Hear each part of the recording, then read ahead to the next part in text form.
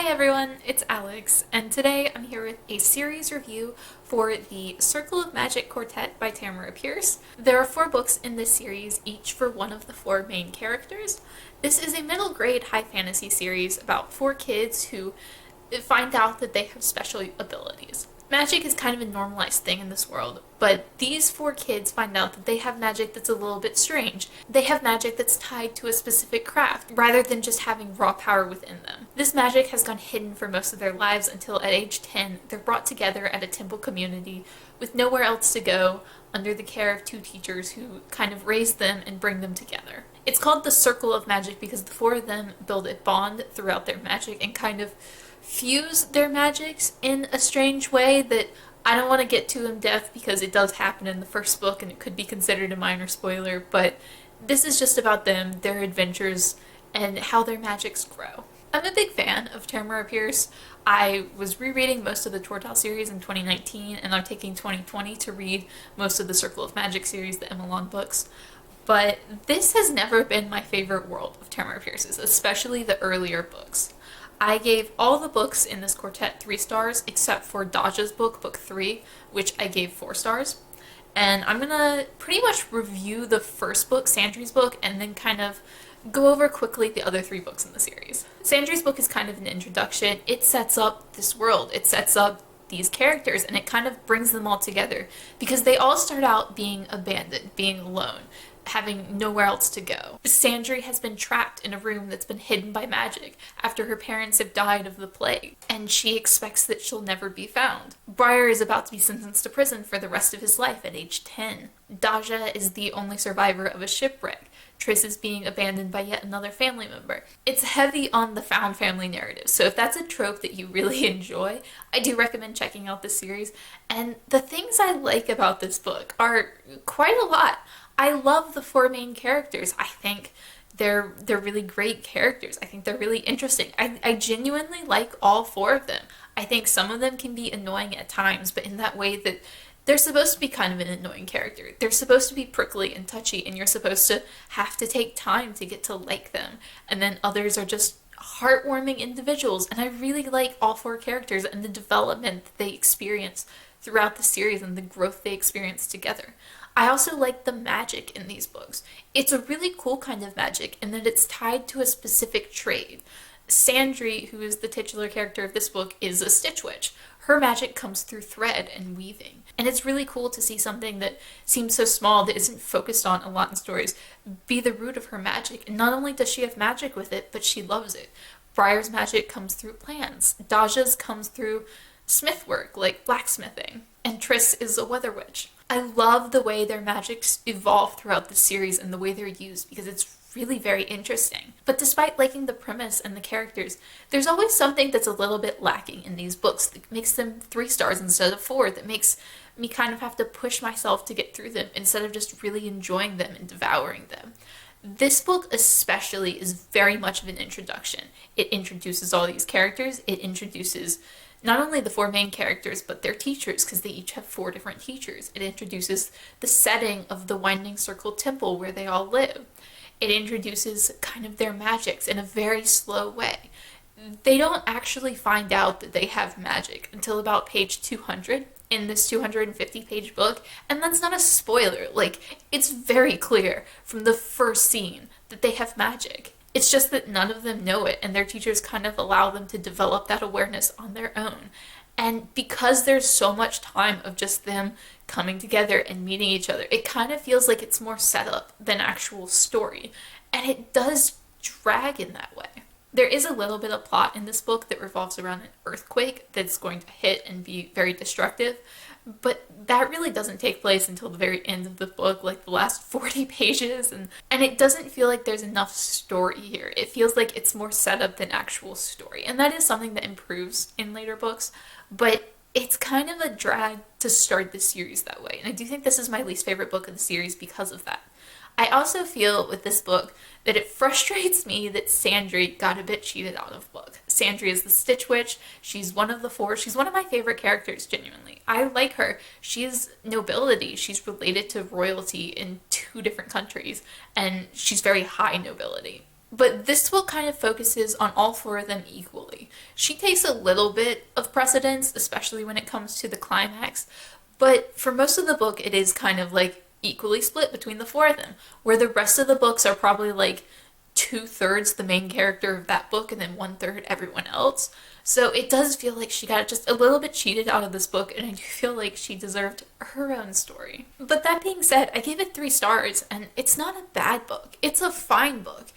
It's just that it's a book that I want to love. And it's a book that, when I'm talking about all its good aspects, when I'm talking about the overall story and the characters, I feel like I should love it because I feel very attached to these characters and to this story. But it's just this book and this initial series, they don't really do a whole lot for me, and they're just kind of fine. Tristans Book is the second book in the series. I also gave this 3 stars. And the main problem with this, I only have really 2 points in this that are different from my thoughts on the first book. The problem is that so much of this book focuses on the main plot, which is pirates. Pirates are coming to attack. And so much of this book, everyone is running around and being like, oh my god, the pirates are coming. We must prepare for the pirates. We're short on these supplies. We need these other supplies. Like, let's hurry up and do these things. And there's not enough time to actually slow down and develop their magic, develop their relationship. Instead, their teachers are like, oh, well, I want to teach you this thing, but we don't have time. So here's a quick way to do it. And that's what the whole book feels like. Because the pirates are attacking, everything is about how the pirates are attacking. And there isn't enough time for them to actually learn anything or develop anything. And it just feels like the pirates overtake anything interesting about this book. Because I do like Triss as a character, and different from the first book, there is a little bit more about Triss's backstory and a little bit more of like her personality and her individual story in this. You get to meet one of her cousins who she's actually very fond of, and seeing their relationship and her relationship with her extended family through him is really interesting, and I really like that. It was my favorite part of the book. It's just, when compared to the pirates coming to attack, there's not a whole lot else here. I just wish in this book and in all of these books there was less focus on like the main plot, on the main issue in the books, and more focus on exploring their magics, exploring their relationships, and just exploring themselves in general. The third book is Daja's book, and it's the only one I gave 4 stars, and I think my complaint about the last one, about the pirates being such a heavy focus, is why I like this book so much more. This book is the shortest of the 4, but it's also the one that focuses least on the single big issue. There are forest fires. But for most of the book, the kids don't actually have to deal with the forest fires. They're not the ones who are like putting out fires. They're not the ones who are like trying to prepare for the fires. They're just kind of living their lives while everyone else is dealing with the fires. And I really like that. You get to see a lot more of Daja's culture, of Daja's history, of her personality, and like what it means to be Daja. Daja is a trader, which in this world is a group of people. I think they're kind of intended to be a little bit similar towards Romani, but not exactly the same by any means. I think Tamora Pierce took some inspiration, especially on the way Romani were treated and the way they're kind of nomadic, and then completely changed them. So it's like none of the cultural aspects, but the way they're kind of shunned by society and the way they have their own very specific rules. Daja is an outcast, which is established in the first book, and because of that she can't speak with or communicate with anyone who is a trader, which is very interesting. And it's interesting to see the dynamic within Daja and within the traders that she has to interact with. And I think it's just a really interesting concept, and it's really well done, and that's what I like about this book. This book in particular allowed for that concept to be explored, and I enjoyed it so much more as a result. This is the only book in the series that I really didn't have to push myself to pick up, and that I was excited to read and get through. The rest of these books took me a few days to read, and honestly, these should be one-sitting reads for me. These should be, I pick it up, spend 2 hours reading, and I'm done. But I didn't do that with any of them because I didn't enjoy them that much, and this was the best one, and I wish they were all kind of a little bit more like this. The fourth is Briar's book, The Last in the Quartet. I gave this one 3 stars as well. I think the only interesting thing I have to say about this one is that magic and science are a little bit intertwined.